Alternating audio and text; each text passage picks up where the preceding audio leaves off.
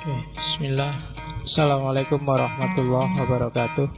Bulannya telah menguasai hati. Apa kalau Bismillahirrahmanirrahim. Alhamdulillah kita lihat levelnya isinya para yang isinya antara kemana. Video ini kurang berfokus pada tampilan video, namun berfokus pada materi yang akan disampaikan. Selain itu, tidak bosan kami mengingatkan. Sebelum mendengarkan, tenangkan perasaan Anda, serta nyamankan posisi tubuh Anda dengan disertai membaca basmalah. Selamat mendengarkan. Baik, kita lanjut. Satu lagi implikasi pemahaman dari Nur Muhammad tadi. Dari situ nanti, dari pandangan tentang nur tadi, berarti cahaya itu ada spektrumnya, ada tingkatannya. Ada cahaya yang hakiki, ada cahaya imateri, ada cahaya materi. Ini kita lihat ya, ini menjelaskannya pelan-pelan. Saya kasih contoh saja. Cahaya yang paling bawah misalnya, cahaya materi. Materi itu berarti yang fisik. Fisik yang mengikuti ritme cahaya. Misalnya kebaikan. Kebaikanmu sedekah. Ketika kalian sedekah, misalnya memberi uang fakir miskin, ini kan jenis aktivitas cahaya. Cuma sifatnya materi. Kelihatan. Di balik kalian bersedekah materi ini, di balik itu ada cahaya imateri, yaitu cahaya jiwamu, namanya sifat dermawan.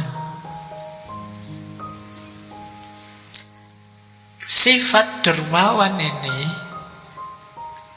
sebenarnya di balik itu ada bentuk paling ideal dari sifat dermawan, misalnya yaitu ketika kalian bisa dermawan sekaligus ikhlas, tidak mengharap apa-apa selain Allah saja. Karakter puncak kedermawanan semacam ini, itu karakternya Nur Muhammad. Dari mana sumbernya karakter puncak Nur Muhammad semacam ini? Dari cahaya yang hakiki, yaitu Allah. Jadi ini level-levelnya cahaya. Kalian belajar misalnya, membaca buku. Membaca buku itu belajar. Ini cahaya materi, di level materi. Aktivitas yang baik, aktivitas yang soleh. Sifatnya kan kematerian, kelihatan, bisa dilihat oleh panca indera. Tapi jenisnya cahaya. Nah, ini lahir kalian bisa membaca karena cahaya imateri, yaitu kesadaranmu untuk ikra, untuk belajar. Ini kan jenis cahaya juga. Nah, pola ikra yang paling ideal itu ikutilah Nur Muhammad. Yang sumbernya cahaya yang hakiki, yaitu Allah. Nah, ini level-level cahaya namanya, spektrum cahaya. Dari level paling materi sampai level paling tinggi. Pak Opo ya memang diawali cahaya. Ya ada juga yang tidak tersentuh cahaya.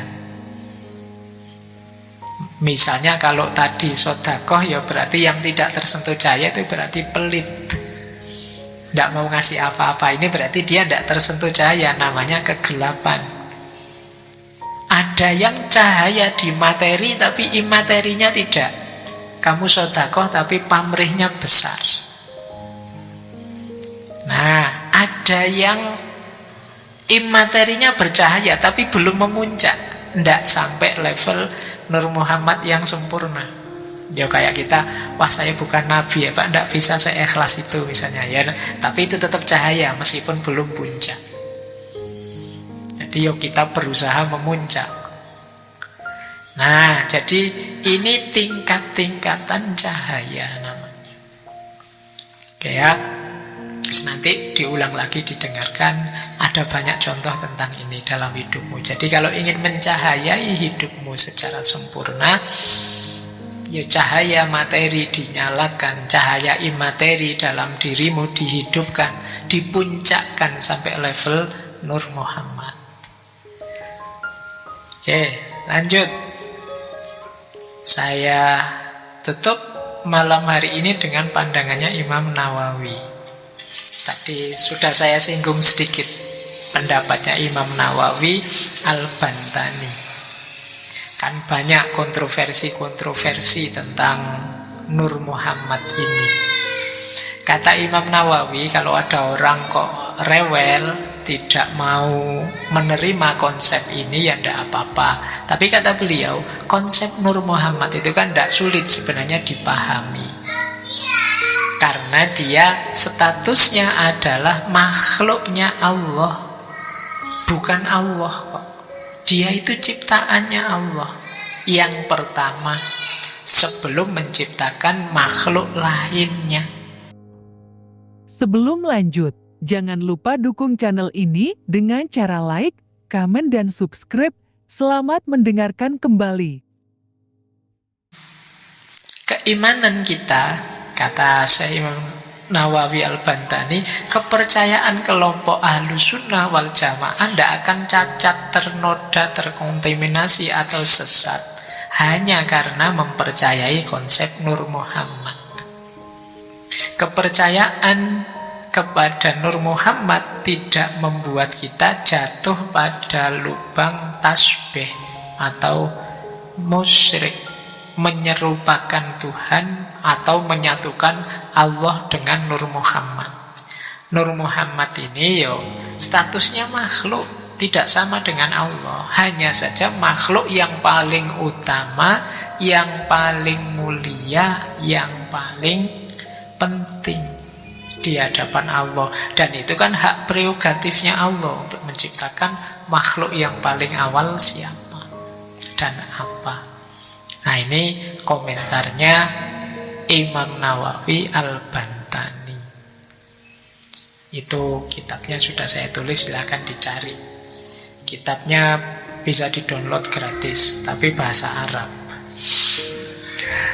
Ya, judulnya Madarijus Su'ud ila Iksa'il Burud. Isinya mensyarah Barzanji. Baik, terakhir, saya tidak berani panjang-panjang. Ini ulama-ulama yang membahas Nur Muhammad. Jadi banyak kok ulama yang mengulas ini.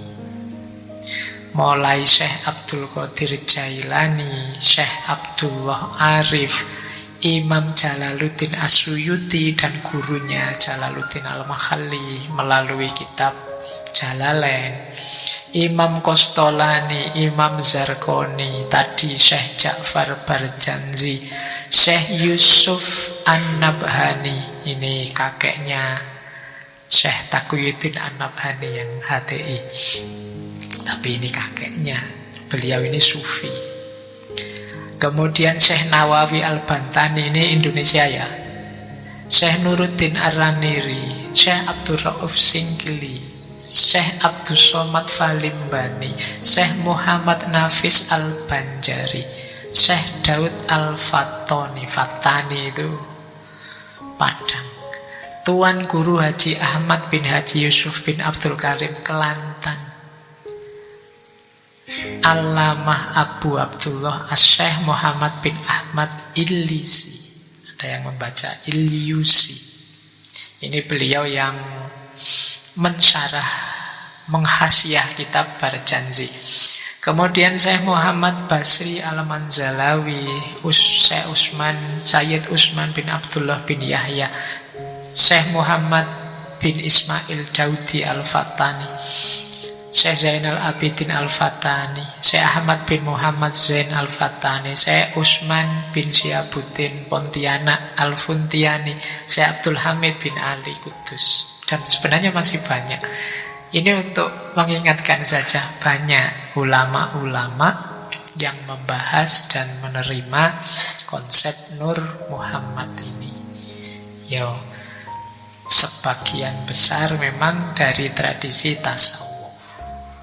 Ini saya sebut ini dalam rangka sopo ngerti ada yang bingung nyari judul tesis. Bisa nyari bahan di situ. Nur Muhammad menurut siapa, kan biasanya ngono. Silahkan kalau ada yang ingin membahas. Baik, saya kira malam hari ini itu ya.